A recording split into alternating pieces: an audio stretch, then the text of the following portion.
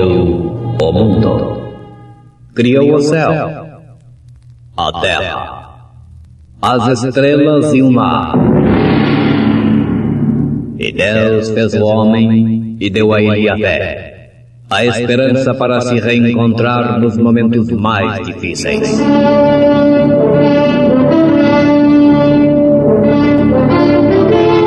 E num esforço supremo para levar Deus até você, aqui está o pregador da fé, Pastor Joaquim Gonçalves, nos traz fé para vencer.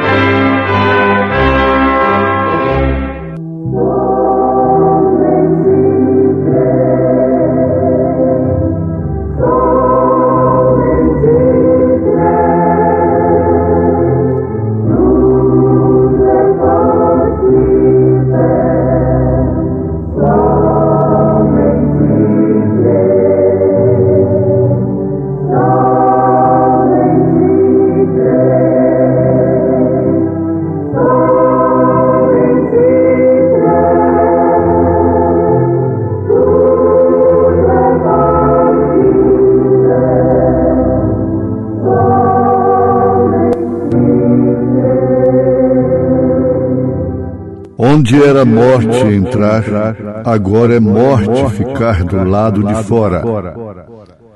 Portanto, se há algum conforto em Cristo, se há alguma consolação de amor, se há alguma comunhão no Espírito, se há alguns entranháveis afetos e compaixões, completai o meu gozo para que sintais o mesmo, tendo o mesmo amor, o mesmo ânimo, sentindo uma mesma coisa. Rocha eterna.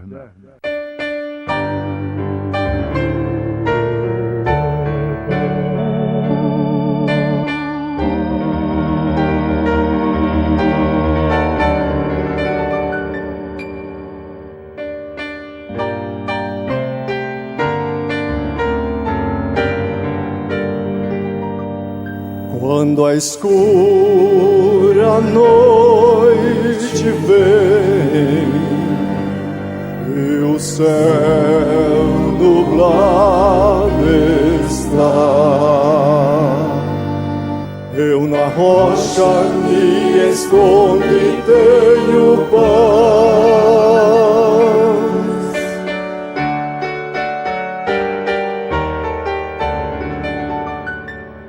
Se a tempestade rugir, tenho gozo, descanso e paz.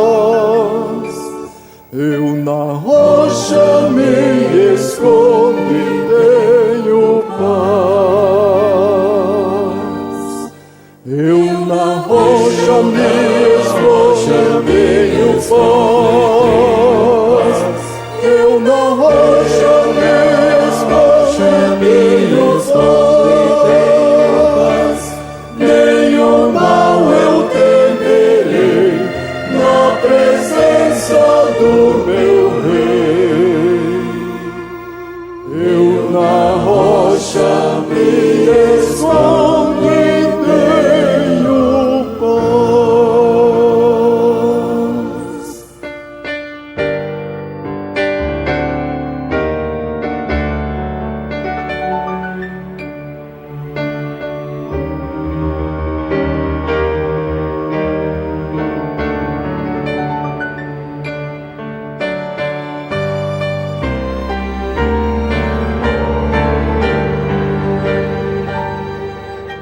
Sempre nele permaneço,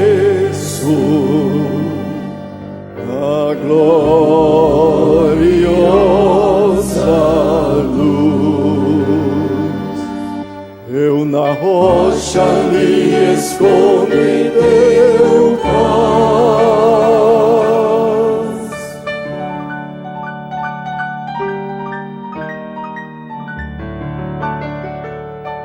Em teus braços eu descanso, com meu Salvador Jesus. Eu na rocha me escondo e tenho paz. Eu na rocha me escondo e paz. Eu na rocha me escondo e paz. Nenhum mal eu temerei na presença do meu Rei. Eu na rocha me escondo e tenho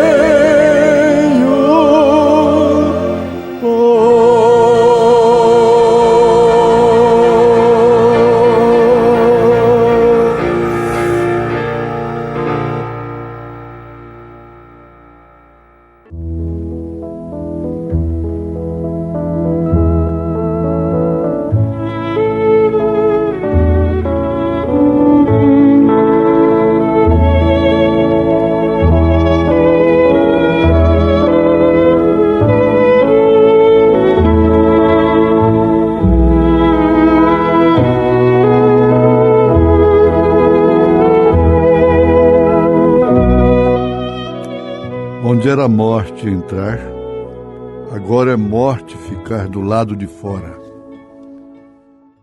Ouvintes, não é difícil compreender através de palavras o que estamos narrando. Isso se trata do santuário, lá no tabernáculo, que tinha um átrio, o lugar santo e o Santíssimo, que era separado por um véu.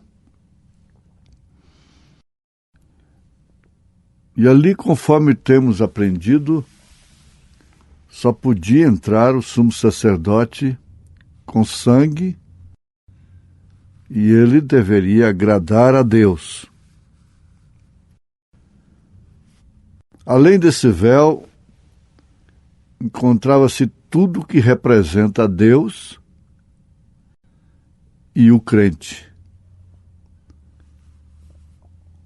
Começando pela arca, que é o símbolo do coração, com as tábuas da lei dentro de si, vivendo numa atmosfera do maná que não desvanece, do sacerdócio, que foi representado ali pela vara de Arão, que reverdeceu e deu fruto, e a glória da Shekinah, que é uma luz ininterrupta. O crente vive nesta atmosfera. Agora, o profeta de Deus, na mensagem O Desvelar de Deus, está nos mostrando de uma maneira bastante clara e simples que naquele tempo ninguém podia entrar, exceto o sumo sacerdote, com sangue. Mas depois que isso foi rasgado de alto a baixo, aquilo se consumou no Calvário, então quem não entrar véu adentro é que morre. Isso é uma linguagem, por mais simples que seja, é uma linguagem difícil e às vezes se torna até língua estranha para aqueles que não são ensinados a não ser esses rudimentos dos dons carismáticos e o plano da salvação comum. É claro que isso é o que é perfeito. E que não é para menino. Eu estou citando a Bíblia. 1 Coríntios 13. Que tem aniquilado o que é em parte. Por mais que nós tentemos oferecer esta luz, jamais conseguiremos amar a menos que Deus revele. Isso aconteceu conosco e com todos que tenham sido alcançados por essa tremenda misericórdia. A maioria do povo sincero, honesto, bem-intencionado das igrejas não está satisfeito. A maioria. Os justos, os sinceros, estão gemendo. Mas não podem sair. Ló não tinha como consertar Sodoma e Gomorra, por mais que ele gemesse lá dentro. Ele tinha que sair. E para sair ele teve que ser puxado pelo braço, pelos anjos, sabendo que ele não é um tipo da noiva de Jesus Cristo. Porquanto Abraão nunca gemeu por causa de Sodoma. Abraão nunca teve uma campanha evangelística em Sodoma e Gomorra.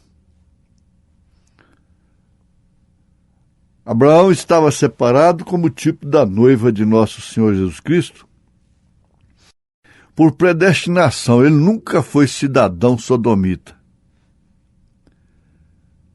Ele nunca foi morador de Sodoma, como o que aconteceu com Ló, pela sua própria escolha, terminando num incesto tremendo, tendo filhos com suas próprias filhas.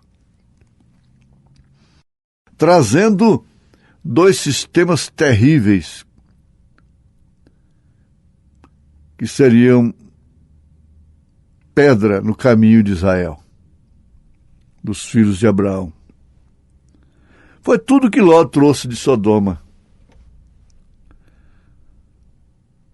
Você já analisou isso? O que foi que Ló trouxe de Sodoma? O justo Ló. Como governador da cidade, envolveu-se na política para ser uma bênção para os sodomitas. Veja só, uma bênção para expandir o evangelho, brilhar nas trevas. Que paradoxo tão grande com Abraão. Agora, nos últimos dias,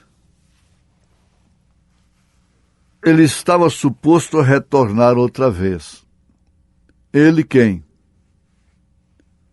O Senhor Jesus. O Logos de Deus. A coluna de fogo tinha que voltar outra vez para manifestar o Filho do Homem, que não é para a congregação de Ló, não é para os justos que choram e gemem pela salvação dos sodomitas. Não. Isso é para mostrar a palavra, a luz. A luz mostrada a favor clareia, ilumina, mas contra ela cega. E é isso que essa mensagem tem feito. Porquanto o mundo religioso está viajando na contramão com a luz, com a palavra revelada. E por isso está cego. Não pode ver que o véu foi rasgado de alto a baixo e o trono da misericórdia foi manifestado Com que espécie de espírito ele está fazendo isto? Como ele fez em primeiro lugar.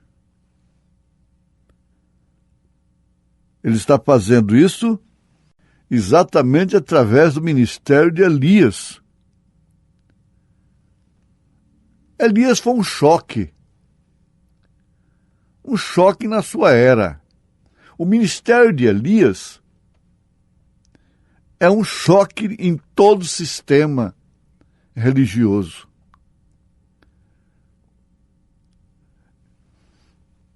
E ele tem por característica ser odiado pelo espírito de Jezabel. Veja que aí no Apocalipse nós encontramos 3 doutrinas que Deus abomina: Nicolaíta, Balanita e Jezabelita. Jezabel deixou uma doutrina para as mulheres: pintarem-se os rostos, suas unhas, cortarem-se os cabelos, e elas obedecem na íntegra. Mas Deus abomina essa doutrina. E abomina através de seu profeta Elias. Por isso, tudo que ela quis foi a vida de Elias. Tudo que ela queria era matar o profeta de Deus. Porquanto ela foi uma sanguinária. Matou um pobre locador de uma vinha, de um lote, de uma pequena chácara, Nabote,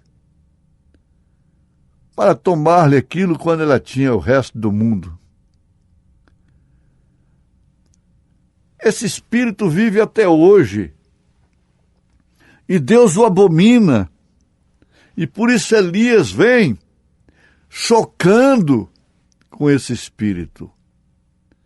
Essa é a razão pela qual essa mensagem deveria ser como é, rejeitada e odiada pelo sistema religioso chamado cristão. Não é o mundo pagão que odeia Elias.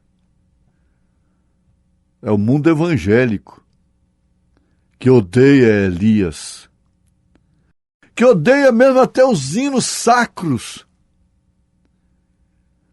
O mundo religioso de hoje que clama pelo nome de Deus, de Jesus, odeia os hinos sacros. Os hinos, no sentido da palavra. Aí você tem uma noção. Se odeia até os hinos, o louvor, que tem uma parte integral na vida do povo de Deus, desde o princípio. Então ela não odiaria aqueles que vivem e pregam esta mensagem? Tudo que esse sistema quer é ver qualquer um destes cair no ridículo, diz o profeta de Deus. Tudo que eles esperam é isto. Mas Elias continua. Ele é inflexível em relação a esse espírito. Porque é o Espírito de Jeová, é o Espírito do Senhor Jesus Cristo. Em um ministério específico, ele vem 5 vezes. Primeiro foi Elias mesmo. Segundo foi Eliseu. Terceiro, João Batista. Quarto, William Branham. E o quinto, Elias novamente com Moisés, de acordo com Apocalipse capítulo 11. Veja como isso trabalha de uma maneira perfeita, coerente, correta. Qual é o sistema que ama esta mensagem? Nenhum deles. Qual o sistema que pode amar Elias? O véu não foi rasgado para eles. Eles não podem ver o ministério precursor da segunda vinda de Jesus Cristo, o ministério precursor do arrebatamento. É necessário que o véu seja rasgado para a pessoa e ela entre de corpo e alma. E você começa por aí pedindo o seu batismo em nome do Senhor Jesus Cristo. Elias viria restaurar todas as coisas, começando pelas rudimentares, começando pelo batismo, pela unidade do Deus vivo, a unidade de Pai, Filho e Espírito Santo. Agora, como a viúva esquelética, praticamente moribunda, amou a Elias. Que paradoxo novamente! Que contraste! Enquanto uma está odiando terrivelmente, a outra está amando com tudo que tem, com o restinho de azeite que tem, com o restinho de farinha que tem. Quem sabe a Bíblia sabe o que estamos citando. Jezabel não tinha azeite para dar para Elias. Ela teria tambores. Jezabel não tinha farinha para dar para Elias. Ela teria sacarias de farinha. Mas a viúva, veja aí 1 Reis capítulo 17, de Serepta de Sidom, tinha apenas um bocado de azeite, um pouquinho de farinha. Ela amou a Elias de tal maneira que deu o que tinha para ele. E por isso nunca mais lhe faltou azeite nem farinha. E mais do que isso, veja só, o véu foi rasgado para ela assim que aquele homem bateu na porta. Um estrangeiro. Quantas vezes aquele homem compareceu diante de Jezabel? E cada vez mais era ofuscado para ela. Uma única vez que ele comparece diante de uma viúva escolhida por Deus para receber o seu profeta. Oh, onde você se encontra agora? É por isso que nós damos glórias a Deus. É por isso que esse povo é alegre e feliz por ter recebido Elias.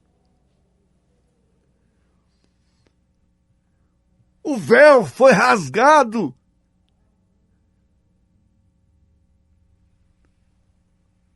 A farinha da panela, o azeite da botija não tem faltado. Haverá morte como houve na casa da viúva? Sim, o filho dela morreu mais tarde. Mas morreu para quê? Morreu para que houvesse ressurreição. E o profeta de Deus não deu somente azeite e farinha, mas também vida, ressurreição. Isso é que está em você, o poder vivificador do ministério de Elias, em nome de Jesus Cristo. Amém.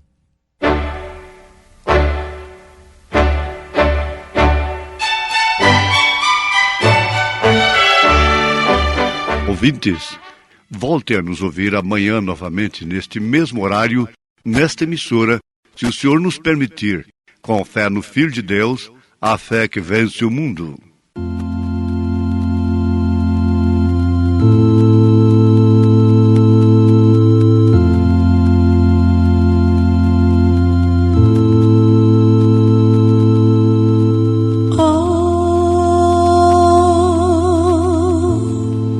Quantas vezes a minha alma esteve triste,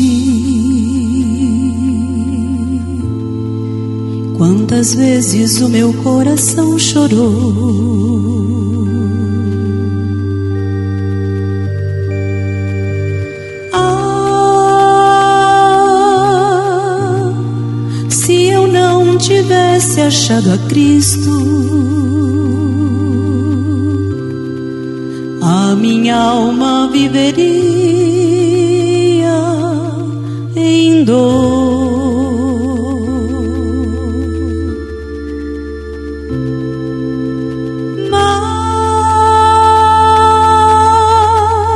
Mas o meu choro transformou-se em riso, e agora ouves meu louvor.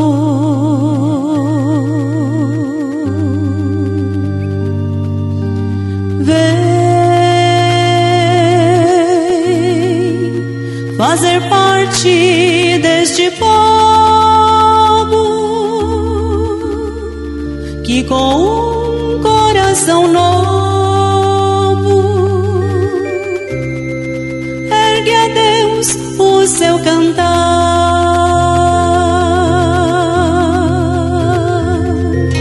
Vem fazer parte deste povo com um coração novo ergue a Deus o seu cantar. Eu vou seguindo rumo à bela Sião. Oh, que alegria inunda o meu coração. Mesmo nas lutas, há regozijo em meu louvor. Vou dando glórias e aleluias a Jesus, meu Salvador. Vem fazer parte deste povo que com um coração novo ergue a Deus o seu cantar.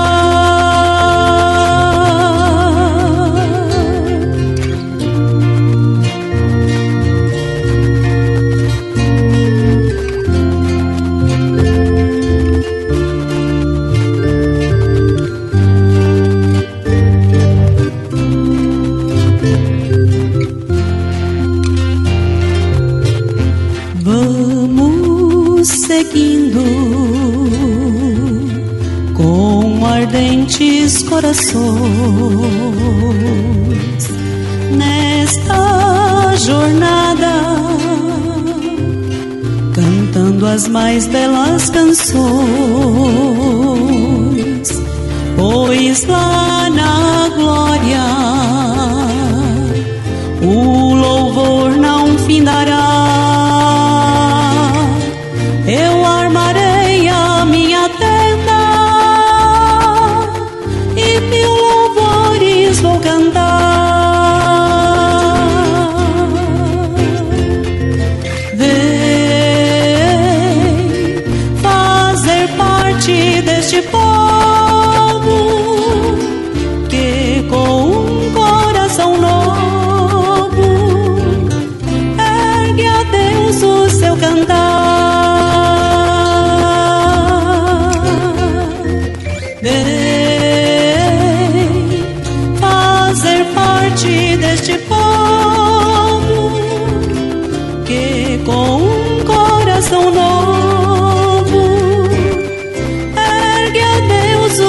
cantar.